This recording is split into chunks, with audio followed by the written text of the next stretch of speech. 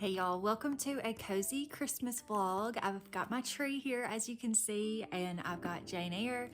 I've been reading this for a while now with my mom and my older sister, and we are getting close to the end. And let me tell you, it has been a journey. It's been very good. I've enjoyed it so much, but it is written in different language than we use nowadays, and so it's taken me a little bit longer to understand some things. Like a few parts I've had to read twice to fully get. But yeah, I just love this time of year. I love the coziness, and I love reading by the fireplace and the Christmas tree. So thought I would do a little Christmas vlog for everybody.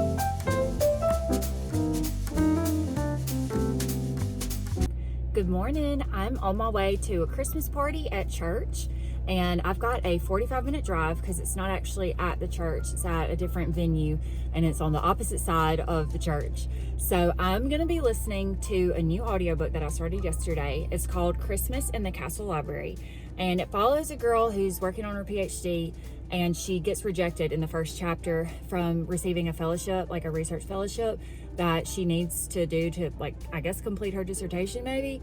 But she does get, like, I guess, I don't really know. Oh, sorry, I just saw my dog pop up in the door. We got a new door and it's got glass, and I just saw her. But anyway, yeah, so she didn't get what she wanted, but she can still go and research it for a short amount of time, and I don't think it's funded as much as she hoped, but I'm really enjoying that. It's by Anne Swindle, I think, and it's already mentioned a little bit of the girl's faith. Like, she mentioned that she hadn't prayed in a while, and so I'm really hoping that it's going to be like a faith journey, you know, and that'll come out in the book. But I'm excited. I've got my coffee. I don't have my lipstick on yet because I'm going to drink my coffee on the way, but I thought I would just bring y'all along.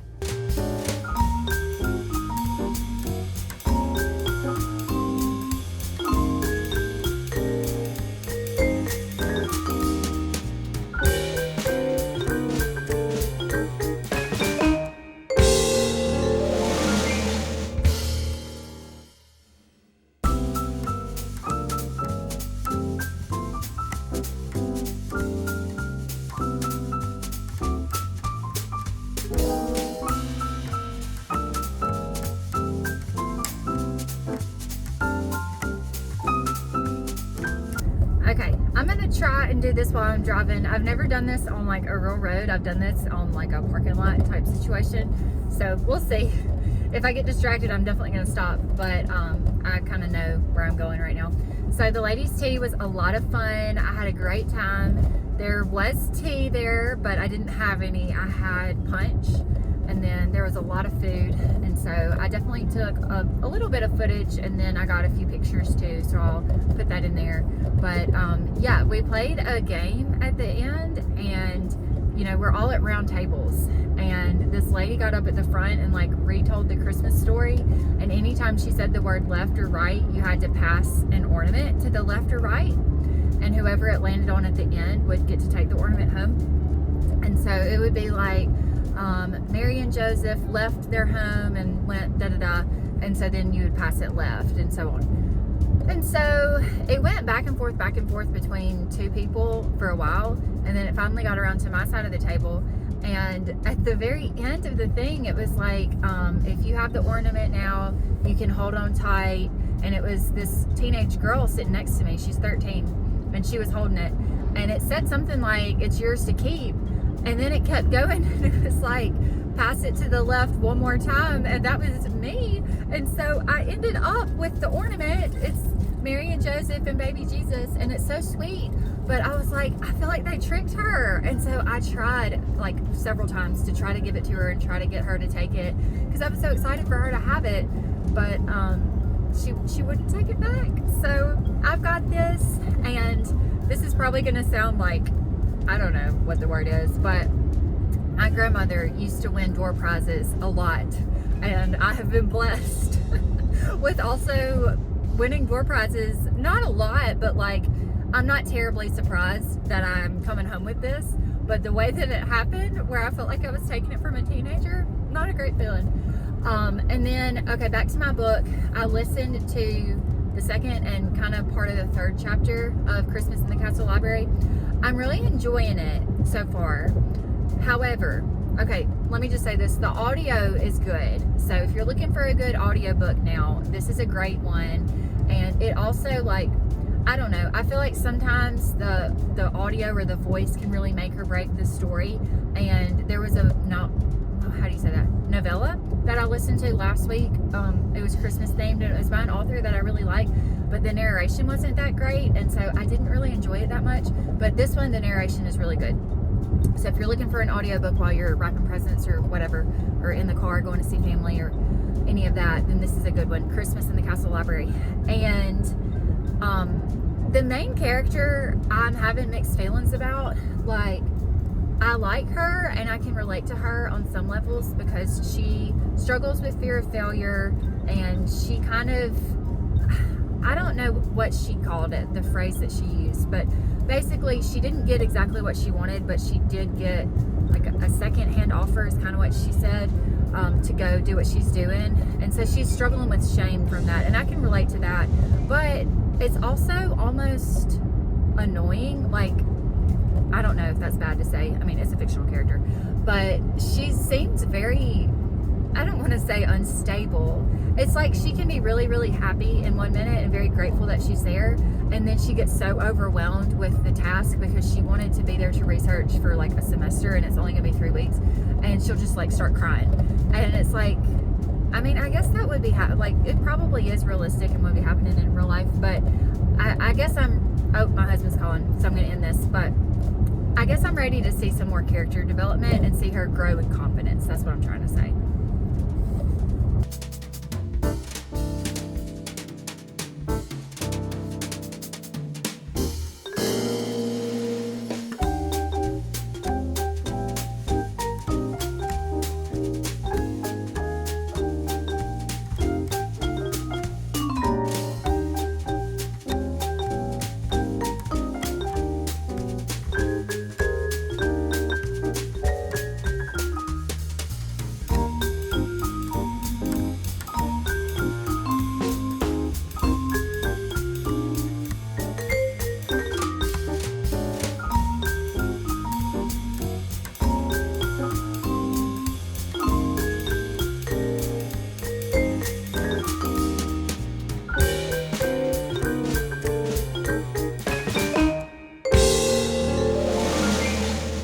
Good morning. It is a new day. The weekend is over, and I have just been kind of resetting the house.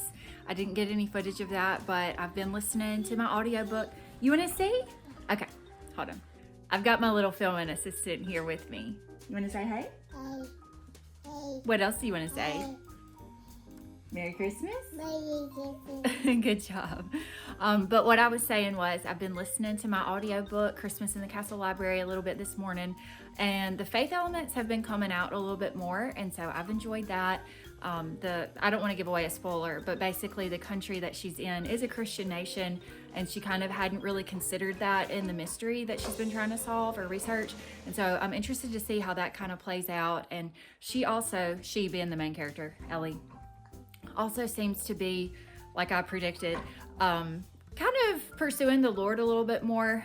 She mentioned that she was reading a book of the Bible and had like seen it in a new light, I guess, the chapter that she was reading. So it's been fun and encouraging, and I love a library, so I just love hearing about the library. Do you love the library? Yeah, she actually really does. But anyway, I'm gonna do a little at-home workout. We usually go on a stroller ride. Yeah. Well, not usually, but usually on Mondays. So I try to run on Monday, Wednesday, Friday, but it is like 17 degrees. Did you know it's so cold outside? Yeah. So I just thought, I don't want to get her out in that, and I really don't care to be out in that either. I would, but I don't want her to get too cold, because she's gotten a little bit cold when it's been like $32 or even $40. So we're not gonna chance anything with that, are we? No. So I typically do listen to a podcast or an audiobook whenever I exercise. So I'm gonna do one up here on the TV and listen to a little bit more of the book.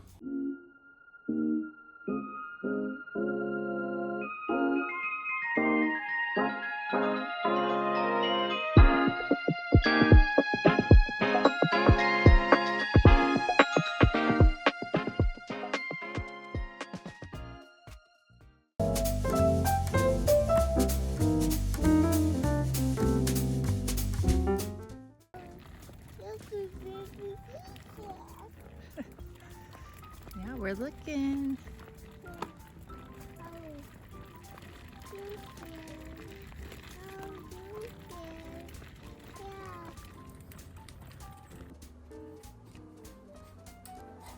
Okay, I'm frothing my milk for my afternoon coffee. And I got this little frother off of Amazon. I don't know how much it was, like $15 maybe? But I got it years ago and it still works great.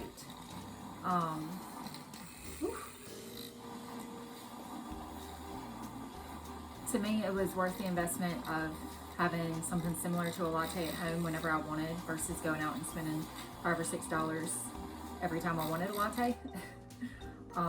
Of course, this does not have espresso and I don't have all the flavorings and all that, but it's just a little something different than a regular cup of coffee.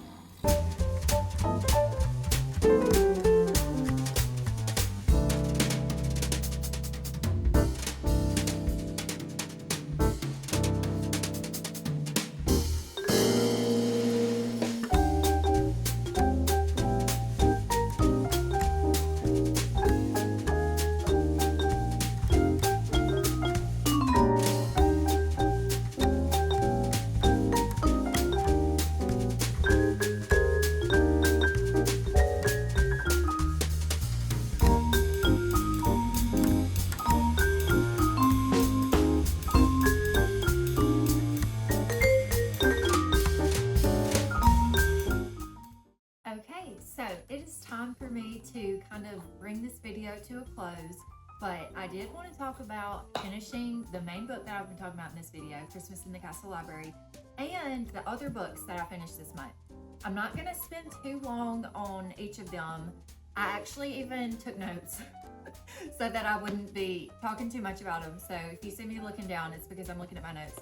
But I've got my hot chocolate here. I've got the fire going. It's a cozy night. It's really cold tonight, and I'm excited to share about what I've been reading. The first one, and y'all have seen me talk about this book in multiple videos, and this one deserves a video of its own, and it will get a video of its own with spoilers. But right now, I'm just gonna say, my mom and sister and I finished reading Jane Eyre. Well, I think my sister's finished. I'm not totally sure, but I personally have finished it, and I loved it. 5 stars. I don't even give stars. Typically, I compare books to food, but this was so good. And I am going to talk more in detail, but I'm not emotionally prepared right now. Okay, the next one was The Relentless Tenderness of Jesus by Brennan Manning.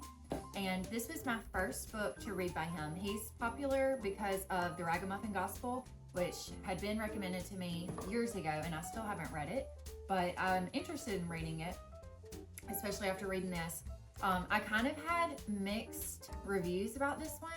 So it was like some chapters were really, really good. And I was highlighting and underlining and writing notes and everything and like telling my husband about it. And then there were other chapters where I was like, okay.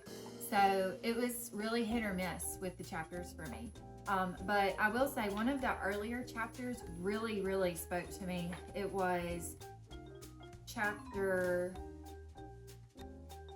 Well, I actually don't remember what chapter it was, but it was at the beginning, and it was talking about your faith can either be a settler faith or a pioneer faith, and it kind of challenged you to be a pioneer with your faith, just to be bold and daring and all of that. And so that was really good.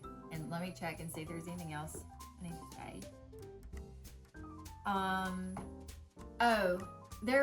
I guess I kind of also had mixed reviews because this man was kind of an unconventional person, I would say. He was a Catholic priest, but he was married. And if you know anything about Catholicism, it's just, that's not done typically. And I don't have a problem with that at all. It was just that that's an example of how unconventional he is. And he frequently referred to himself in this book as a mystic. And I don't know much about mysticism.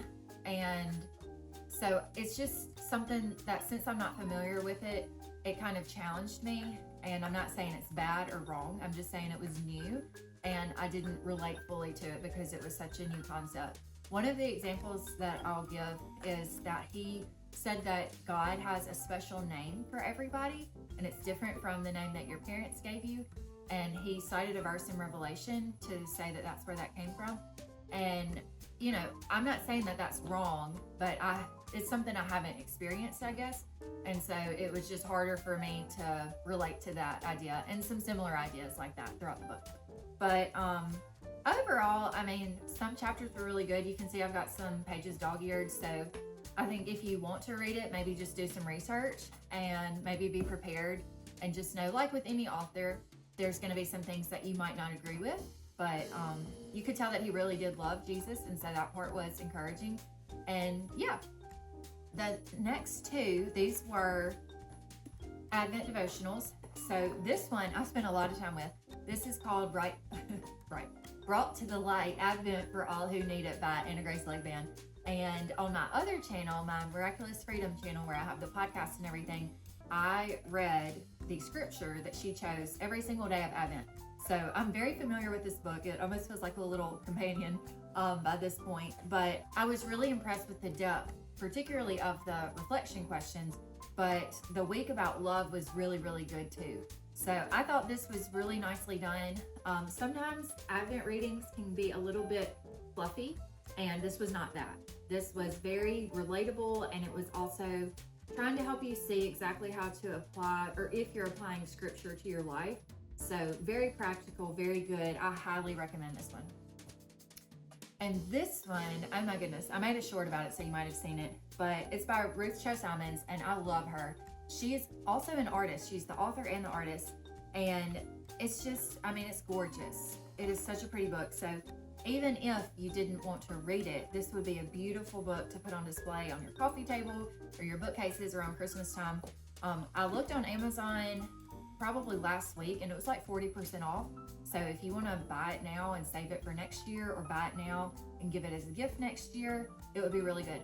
I know I just said that it's beautiful, but it also, like this one, it's deep too. It has really rich content, and the author does what she can to point you back to Jesus and back to the gospel during this time of Christmas, when, like I said, sometimes we can lose focus, I guess. So I highly recommend that one too. Okay, this is actually my second time filming this because I talked way too long about Christmas in the Castle Library the first time I filmed it. I decided I'm gonna leave a review of it, like a full review, on my website. It's miraculousfreedom.com. And so if you want like a really in-depth review, you can head over there. But for now, I'm just gonna say I enjoyed it. I didn't love it, but I didn't hate it. I enjoyed it. It was good. I would say the best parts for me were the overseas aspect. I really connected with her journey, her being Ellie, the main character, her journey of being overseas, because I've traveled overseas, and there was a time when she didn't have clothes for an event, and so that was kind of fun because I've been in that situation. And then there was also a very sweet relationship between her and then the lady who is in charge of her, on staff and in charge of her. And I've had that happen too in Beijing. Just kind of hit it off with a friend, with a staff member at a university who was supposed to pick me up from the airport and all that. And so that was really fun. On a deeper note, I did relate to her, I guess, how should I say it? Her striving, I guess, personality. She was constantly trying to get her worth and everything from her accomplishments, her achievements, her appearance, and all those things. And I think pretty much everybody struggles with that at some point or another, or to some degree. And so it was really cool to see her journey kind of through that. and to see how she became more centered on Christ and her identity in Christ. The only downsides, I would say, there's 3 that I can think of. One, there wasn't anything bad, like nothing spicy or anything, but they did talk about, there was a romance, of course, and they did talk about like physical appearance a little bit more than I would have liked, but that's just my personal preference. And again, it was nothing inappropriate. It was just like, another thing that kind of bothered me, I guess, was there was a body image thread throughout the story, and I didn't like how it was resolved. And then lastly, it was a little bit long. I looked on Goodreads and it's 313 pages. And I had to look because I listened to the whole thing, and it's kind of unusual for me to listen to a whole book. I usually read with my eyes, or I'll like read some and then listen and do both back and forth. I also listen to more nonfiction books and podcasts than stories, and it just kind of seemed to drag on. So I don't know if that's just because I was listening or if it was something in the story that could have been taken out. So overall, I do recommend if you're looking for a nice, clean Christmas book, Christmas story, and they actually do have another one coming out, I think in January maybe. It's not Christmas in the Castle Library. I can't remember the title, but it follows one of the minor characters from this story. So I'm interested to see, but I probably won't listen again because I just don't love listening to books like that. So anyway, thank you so much for joining me. I hope you have a very happy new year, and I would love to hear what you've been reading recently. So drop me a comment and let me know the last book that you read and absolutely loved.